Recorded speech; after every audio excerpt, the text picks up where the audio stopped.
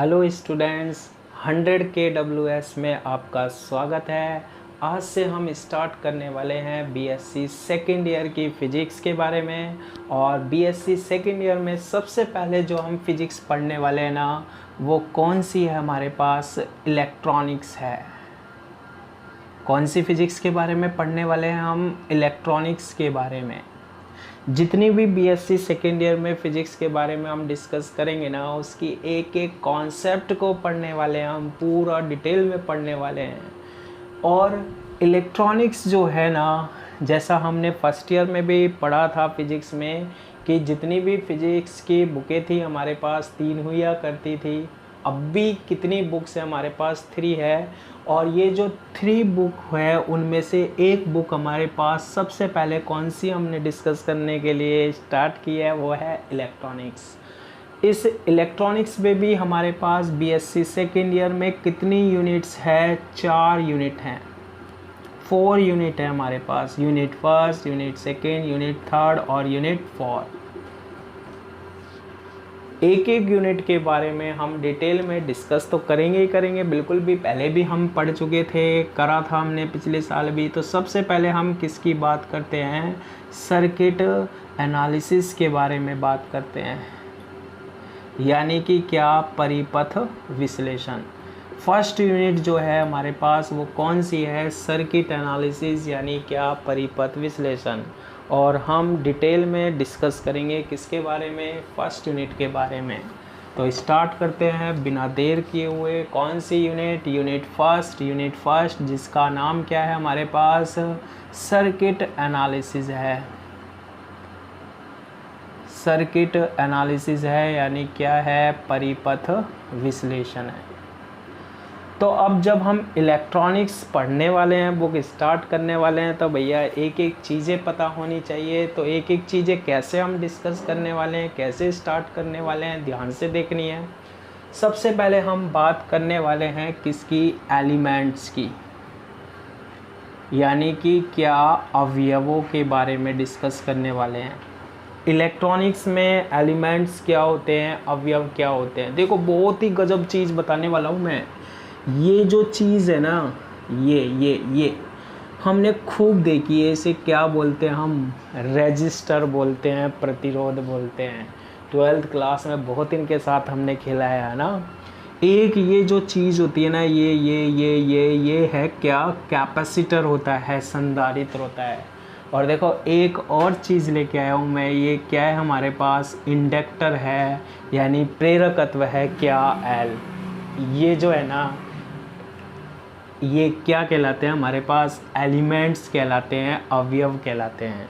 Elements या अवयव क्या हैं? आर है भैया, एल है भैया, सी है भैया, और भी पढ़े हैं। जैसे ट्रांजिस्टर पढ़ा था हमने, वो भी क्या कहलाता है? एलिमेंट्स कहलाता है, अवयव कहलाता है।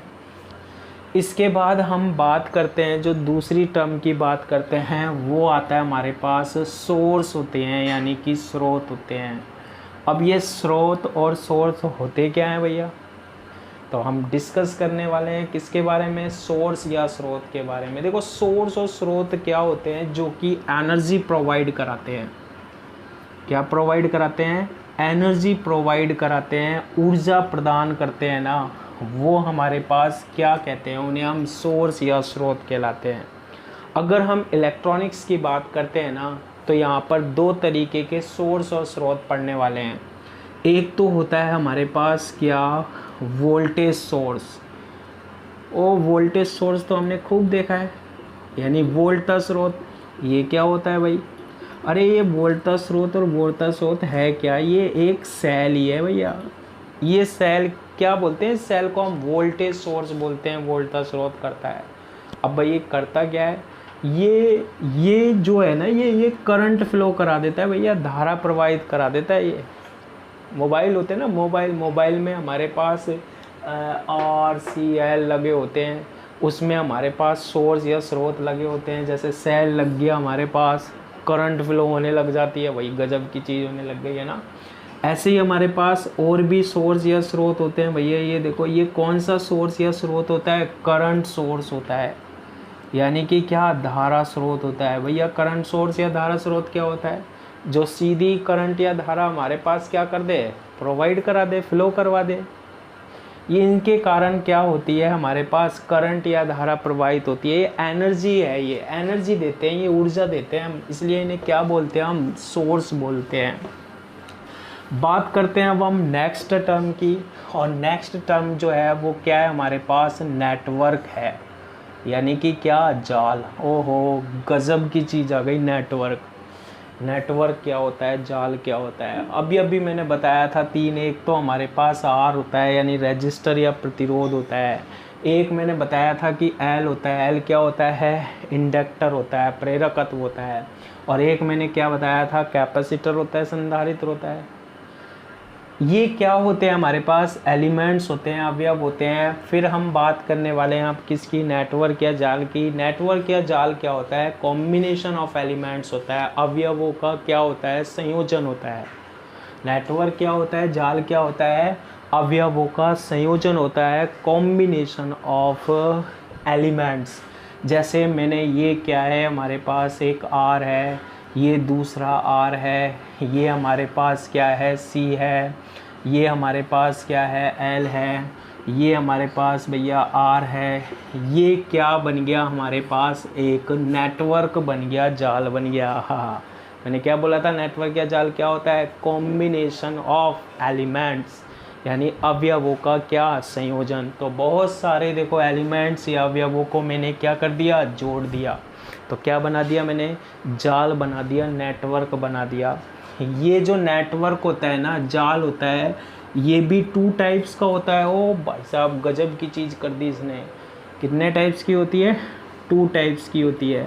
एक तो होता है हमारे पास क्या, सक्रिय जाल, यानी क्या, एक्टिव नेटवर्क, और एक होता है हमारे पास क्या, पैसिव नेटवर्क, यानी क्या, निष्क्रिय जाल। तो नेटवर्क या जाल कितने टाइप्स के होते हैं भैया, 2 टाइप्स के होते हैं। एक तो होता है एक्टिव नेटवर्क यानी सक्रिय जाल, और एक होता है पैसिव नेटवर्क यानी निष्क्रिय जाल। अब भाई साहब, सक्रिय जाल या एक्टिव नेटवर्क क्या होता है, मैंने क्या बताया था, नेटवर्क क्या होता है, जाल क्या होता है, कॉम्बिनेशन ऑफ एलिमेंट्स, यानी कि अवयवों का क्या होता है, संयोजन होता है, जोड़ दिया। यदि किसी नेटवर्क या जाल में क्या हो, हमारे पास सोर्स हो, स्रोत हो, भैया हमने देखो क्या लगा दी, इसमें बैटरी लगा दी। बैटरी क्या है, एक सोर्स है, स्रोत है। किसी नेटवर्क या जाल में हमारे पास सोर्स हो, स्रोत होना, तो उसे क्या बोलते हैं, एक्टिव नेटवर्क बोलते हैं, सक्रिय जाल बोलते हैं। भैया काम करेगा, ये कैसे करेगा, इसमें से करंट या धारा फ्लो होने लगेगी आगे आगे क्या फ्लो होने लगेगी, करंट या धारा, और ऐसे ऐसे ऐसे ऐसे ऐसे इसमें घूमने लगेगी।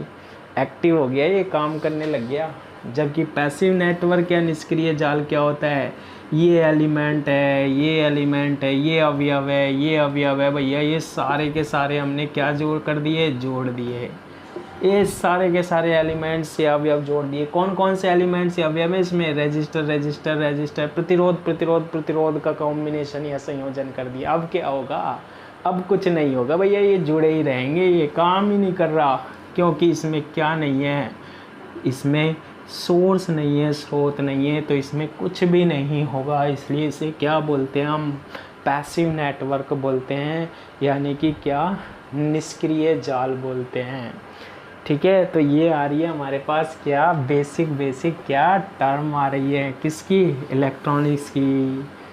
पूरा डिटेल में हम डिस्कस जो करने वाले हैं ना, एक एक चीज़ों के बारे में पढ़ने वाले हैं। देखो आगे देखो, एक टर्म आ रही है हमारे पास, सर्किट या परिपथ क्या होता है। ठीक है, सर्किट या परिपथ क्या होता है, कुछ भी नहीं होता, जो अभी पढ़ा था ना, बस वही होता है। वो कैसे होता है, देखो ये हमारे पास क्या है, एक रेजिस्टर है, प्रतिरोध है, वैल्यू रख दिया R1। ये क्या है हमारे पास, दूसरा रेजिस्टर या प्रतिरोध है। ये हमने क्या ले लिया, तीसरा रेजिस्टर या प्रतिरोध है। ये हमने क्या ले लिया, 4th रेजिस्टर या प्रतिरोध है। ये 5th ले लिया। भैया ऐसे कितने लेंगे, अरे जितने मर्जी आए ना उतने लो, जितने मर्जी आए उतने लो। इसमें हमने क्या लगा दिया, एक एक्टिव सोर्स लगा दिया हमने, यानी कि एक स्रोत लगा दिया हमने, ये लगा दिया, ये एरिया सोर्स या स्रोत भैया एनर्जी देगा ये। जब भी ये देखो ये होता है बैटरी का पॉजिटिव प्लस और ये होता है क्या नेगेटिव। अब ये करेगा क्या, गजब की चीज़ करेगा। देखो इसमें से करंट निकल के आई, मान लो कितनी करंट बनाई इसने I1 धारा आई, ये I1 धारा इधर से गई यहाँ आ गई, फिर यहाँ से ये हमारे पास आगे गई। देखो रास्ते मिल रहे हैं भाई सब, दो, कुछ इधर चली गई, मान लो कितनी गई यहाँ पर I3 चली गई, कुछ इधर आ गई, सपोज करो कितनी करंट आ गई I2 आ गई। ये I3 करंट या धारा ऐसे आगे जा रही है, यहाँ पर कितने पार्ट्स में बट रही है, ये 2 पार्ट्स में बट रही है। मान लो यहाँ पर आ गई कितनी I4 और यहाँ पर कितनी आ गई I5। क्या हो रहा है इस सर्किट में, क्या हो रहा है इस नेटवर्क या जाल में, करंट फ्लो होने लग गई हमारे पास। जब किसी नेटवर्क या जाल में करंट फ्लो होने लग जाती है ना, धारा प्रवाहित होने लग जाती है ना, तो हम उसे बोल देते हैं ये हमारा क्या है, सर्किट है, परिपथ है भाई साहब, सर्किट या परिपथ है। इन्हीं के बारे में हम क्या करने वाले हैं, अब डिस्कस करने वाले हैं।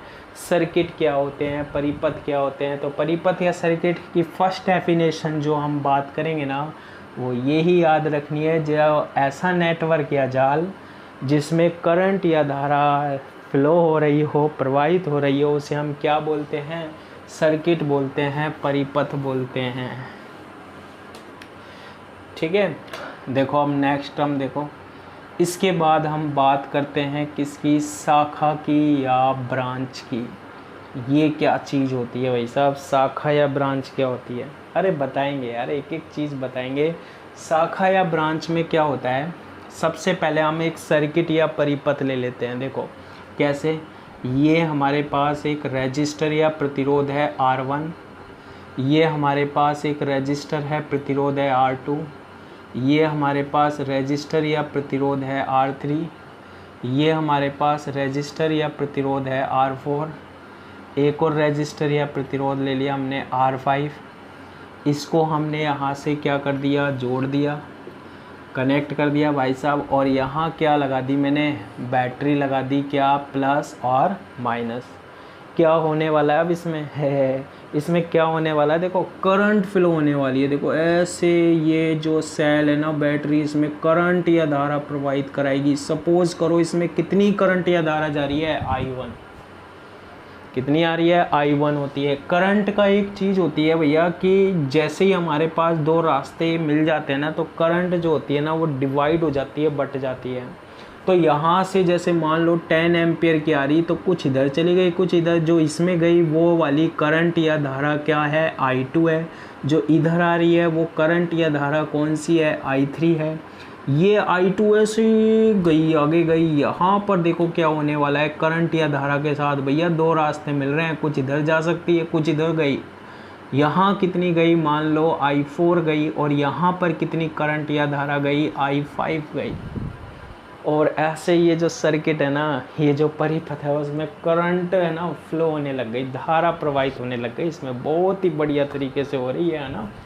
अब देखो ये जो पॉइंट दिखाई दे रहे हैं ना हमारे पास, ये पॉइंट हमारे पास शाखा या ब्रांच क्या होती है, 2 पॉइंट पकड़ने हैं हमें। कितने पॉइंट पकड़ने हैं, 2 पॉइंट पकड़ने हैं। 2 पॉइंटों के बीच का पार्ट या भाग देखना है, जिसमें करंट की वैल्यू या धारा का मान जो होता है ना, वो कैसा होना चाहिए, समान होना चाहिए।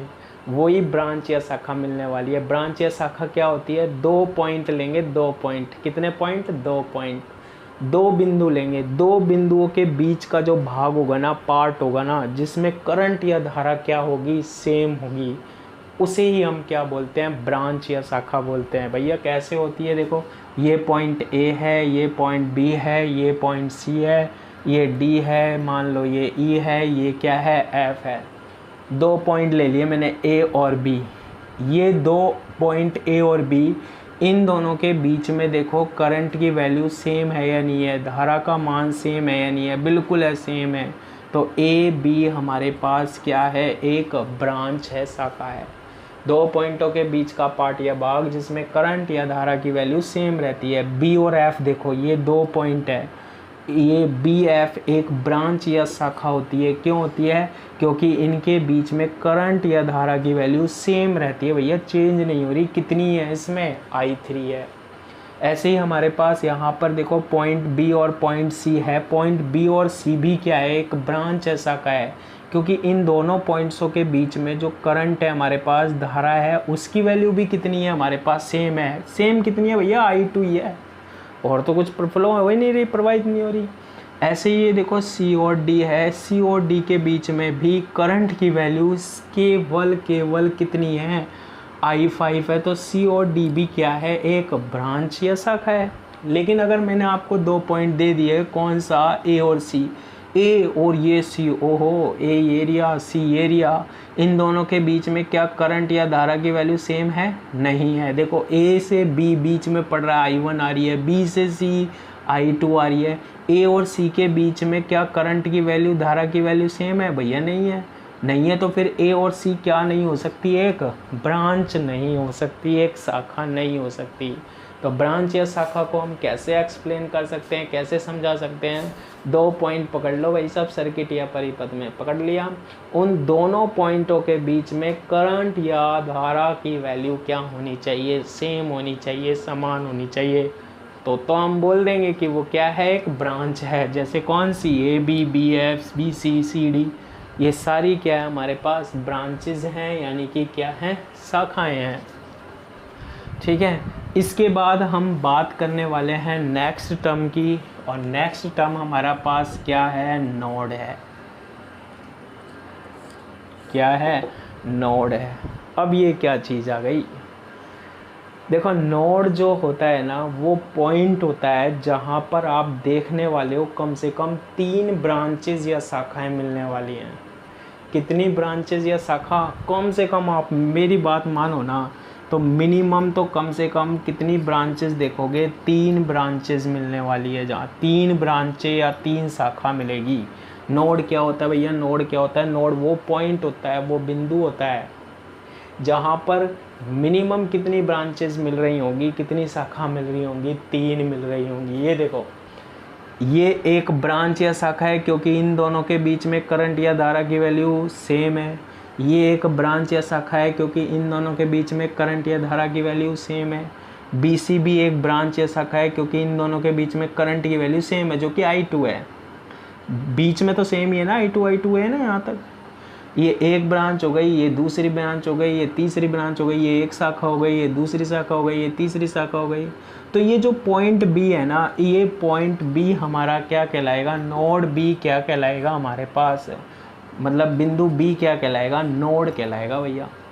कौन सा पॉइंट बोलते हैं इसे? Node point. ये एक पॉइंट C को, और देखो बड़ा ध्यान से देखना है ना, पॉइंट C को देखो, C को, और ये दिखाई दे रहा है ये तो है ना।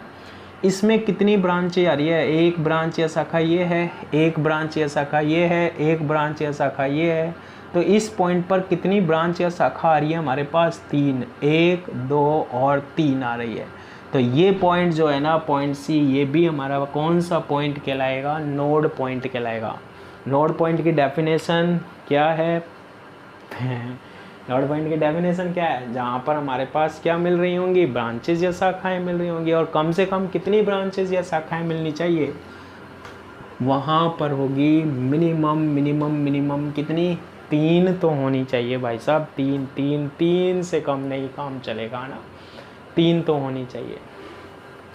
फिर इसके बाद हम बात करने वाले हैं किसकी? लूप की।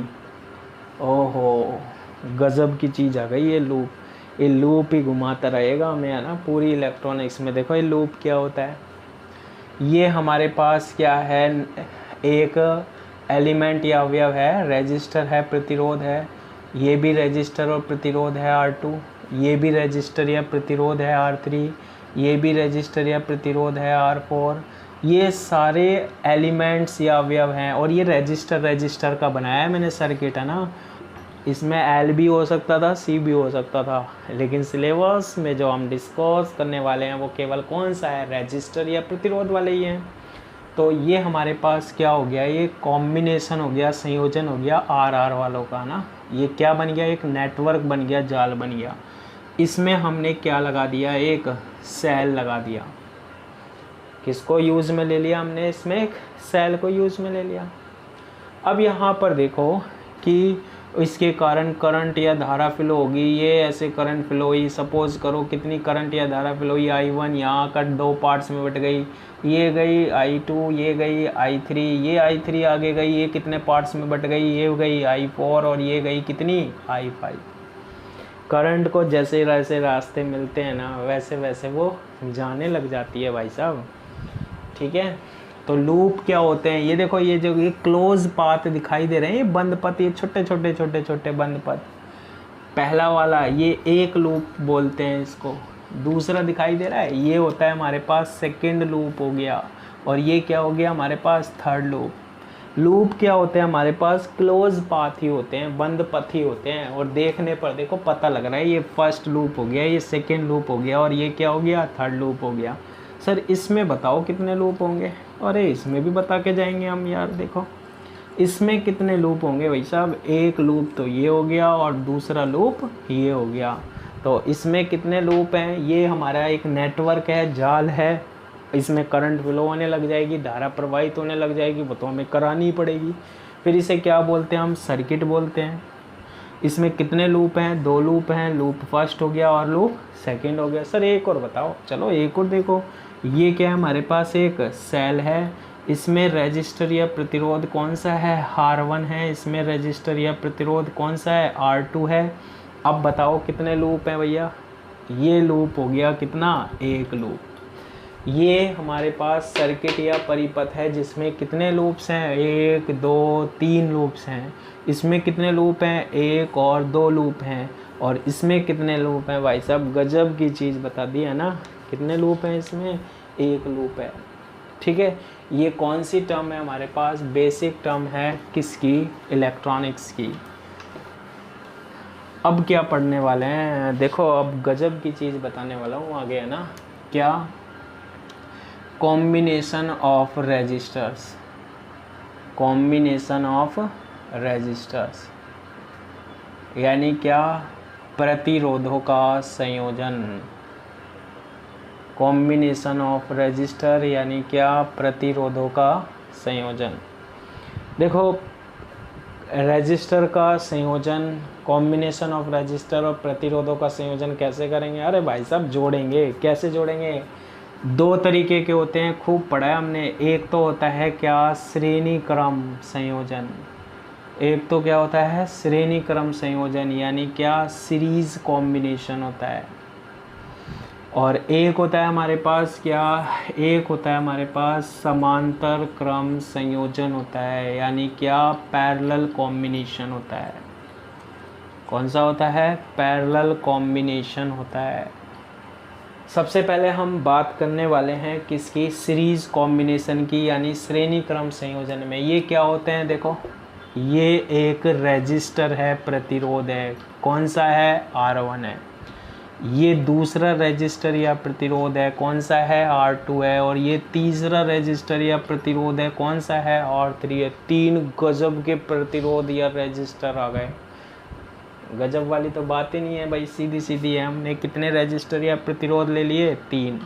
अब ये देखो ये जो है ना, ये वाला रेजिस्टर या प्रतिरोध ये ऐसे जुड़ा हुआ है इससे, ये फर्स्ट मान लो, ये सेकंड वाला इससे आगे से जुड़ गया, फिर ये इसके पीछे वाला ऐसे, ये लगातार जुड़ गया भैया, एक के बाद एक के बाद एक जोड़ दिए हमने।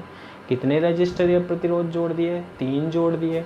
इन तीनों का संयोजन करना, हमें तीनों को क्या करना है, जोड़ना है, तीनों को कंबाइंड करना है, ठीक है। इन तीनों को जोड़कर एक बनाना है। तो हमने खूब पढ़ा है, जब तीनों को जोड़ देते हैं ना तो R किसके इक्वल आता है, R1 प्लस R2 प्लस किसके, R3 के, ठीक है। सीरीज में, श्रेणी क्रम में अगर तीन रेजिस्टर या प्रतिरोध हमने कनेक्ट कर रखे हैं, जोड़ रखे हैं, तो वो किसके इक्वल होता है, R equals to R1 plus R2 plus किसके, R3 के। दूसरा कौन सा कॉम्बिनेशन आता है भाई साहब, गजब की चीज़ आ गई है, समांतर क्रम संयोजन, पैरेलल कॉम्बिनेशन। देखो पैरेलल लाइंस क्या होती हैं, ये होती हैं पैरेलल या समांतर रेखाएं होती है ना। तो देखो एक रेजिस्टर या प्रतिरोध ये है, दूसरा रेजिस्टर या प्रतिरोध ये है, तीसरा रेजिस्टर या प्रतिरोध क्या है, ये है। इसकी वैल्यू कितनी है हमारे पास R1 है, इसकी वैल्यू कितनी है R2 है, और इसकी वैल्यू कितनी है R3 है। अब देखो ये इसकी फर्स्ट साइड है, फर्स्ट, ये इसकी क्या है सेकंड है ना। ये पहला, ये दूसरा, ये आगे, ये पीछे है ना। आगे वालों को एक साथ हमने क्या कर दिया, जोड़ दिया, और पीछे वालों को भी एक ही साथ हमने क्या कर दिया, जोड़ दिया, कनेक्ट कर दिया। तो ये क्या होता है हमारे पास, समांतर क्रम संयोजन होता है, पैरेलल कॉम्बिनेशन होता है। ये 3 रजिस्टर या प्रतिरोध जोड़े हैं हमने, है ना, इनका एक बनाना है हमारे पास। तो एक बनाने का क्या फॉर्मूला होता है, 1/R इक्वल्स टू होता है 1/R1 plus 1/R2 plus 1/R3 होता है। इस तरीके से हम इसका क्या बना लेते हैं, एक रजिस्टर या प्रतिरोध बना लेते हैं, है ना। और बात सुना है, देखो अगर ये 3 रजिस्टर या प्रतिरोध को हम किससे जोड़ दें, सेल से जोड़ दें, बैटरी से जोड़ दें, ठीक है, किससे जोड़ दिया हमने, सेल से बैटरी से, क्या होगा, इस सेल या बैटरी से करंट या धारा फ्लो होगी I, ठीक है। कैसे कनेक्ट है, ये सीरीज में है, श्रेणी क्रम में है। तो सीरीज या श्रेणी क्रम में क्या होता है कि यहाँ पर ये I जो करंट या धारा आई है ना, तो ये रेजिस्टर प्रतिरोध R1 में भी कितनी जाती है, I जाती है, R2 में भी I, और R3 में भी कितनी करंट फ्लो होती है, धारा प्रवाहित होती है, I होती है। यानी कि करंट की जो वैल्यू होती है ना, धारा का जो मान होता है ना I, वो क्या होता है, सेम होता है, समान होता है। सीरीज कॉम्बिनेशन या श्रेणी क्रम संयोजन में होता क्या है कि जो करंट फ्लो होती है ना, धारा प्रवाहित होती है ना, वो सारे रेजिस्टर या प्रतिरोधों में कैसे सेम या इक्वल समान प्रवाहित होती है। लेकिन अगर हम यही पैरेलल या समांतर क्रम संयोजन को किससे जोड़ दें, हम बैटरी से जोड़ दें, सेल से जोड़ दें, वो जोड़ दी भाई साहब। अब ये देखो ये क्या होती है, आई यहाँ से कितनी आई का मतलब है करंट आई है ना भाई, करंट या धारा कितनी आ रही है, आई आ रही है। अब देखो ये जो करंट या धारा है ना, यहाँ पर इसको 3 रास्ते मिल गए भैया, कुछ करंट या धारा यहाँ चली गई, कुछ करंट या धारा यहाँ चली गई, कुछ करंट या धारा यहाँ चली गई। तो करंट क्या हो गई, बट गई, करंट यहाँ पर क्या हो जाती है, डिवाइड हो जाती है। तो ये बात ध्यान रखना है कि जो पैरेलल कॉम्बिनेशन होता है, समांतर क्रम होता है ना, उसमें करंट जो होती है ना हमारे पास, धारा जो होती है ना, वो सेम जो होती है, समान जो होती है ना, वो नहीं होती है। मतलब पहले वाले रजिस्टर में अलग करंट या धारा, दूसरे में अलग और तीसरे में अलग। लेकिन सीरीज या श्रेणी क्रम में सारे रजिस्टर या प्रतिरोधों से जो करंट या धारा प्रवाहित होती है ना, वो कैसी फ्लो होती है, समान फ्लो होती है, समान प्रवाहित होती है। तो ये क्या है हमारे पास, कॉम्बिनेशन ऑफ रजिस्टर है, प्रतिरोधों का क्या है, संयोजन है। इसके बाद हम एक चीज़ और गजब की पढ़ने वाले हैं, क्या, ओम का नियम, यानी क्या, ओम्स लॉ, ठीक है। क्या चीज़ पढ़ने वाले हैं हम, ओम्स लॉ, यानी कि क्या, ओम का नियम। ये ओम ने भी तो क्या करा है, देखो ये हमारे पास एक वायर है भाई साहब, क्या चीज़ है ये, वायर है, तार है भैया, चालक है, ये कंडक्टर है ये, ठीक है। इसको हमने क्या करा, इसको हमने क्या किया, एक सेल से जोड़ दिया। ये देखो ये सेल से हमने क्या कर दिया, जोड़ दिया। अब यहाँ से ये जो बैटरी होती है ना, सेल होती है, ये हमारे पास वोल्टेज या वोल्टा उत्पन्न करती है, क्रिएट करती है। कितने वोल्टेज या वोल्टा का है, जैसे हम बोलते हैं ना 5 वोल्ट, यानी ये V वोल्ट का क्या है, सेल है। अब ये V वोल्ट कहाँ जा रही है भैया, एक तो यहाँ आ गई प्लस, और ये माइनस यहाँ आ गया, यानी ये पूरा का पूरा 5 वोल्ट या V वोल्ट कहाँ पर पहुँचा, वायर या तार पर पहुँचा। अब ओम्स क्या कहता है भाई साहब, गजब की चीज़ की है इसने भी। इसमें क्या होगा, इसमें क्या फ्लो होने लग जाती है, करंट या धारा प्रवाहित होने लग जाती है। इसमें क्या फ्लो होने लग जाती है, करंट या धारा प्रवाहित होने लग जाती है। और ये क्या कहता है कि जो वोल्टेज या वोल्टा होती है ना, वो प्रोपोर्शनल होती है किसके, आई के, यानी कि V जितना हम दिया है ना, उसी के अकॉर्डिंग करंट या धारा क्या होती है, फ्लो होती है। और प्रोपोर्शनल का साइन हटाते हैं ना तो हम एक कांस्टेंट लगाते हैं क्या, आर, तो V इक्वल्स टू क्या, IR। क्या होता है हमारे पास, V इक्वल्स टू क्या, IR। R को हम क्या बोलते हैं भैया, प्रतिरोध बोलते हैं, यानी कि क्या, रेजिस्टेंस बोलते हैं। आर को क्या बोलते हैं हम, रेजिस्टेंस या प्रतिरोध बोलते हैं। बहुत काम की चीज़ है ये, क्या, ओम्स लॉ। और जो ओम्स लॉ होता है ना वो किसके इक्वल होता है, V इक्वल्स टू क्या, IR। ठीक है, आज की क्लास में हम इतना ही डिस्कस करेंगे। नेक्स्ट क्लास में हम इससे आगे का डिस्कस करेंगे बिल्कुल एक एक कॉन्सेप्ट के साथ। ठीक है, आज के लिए इतना ही। Thank you.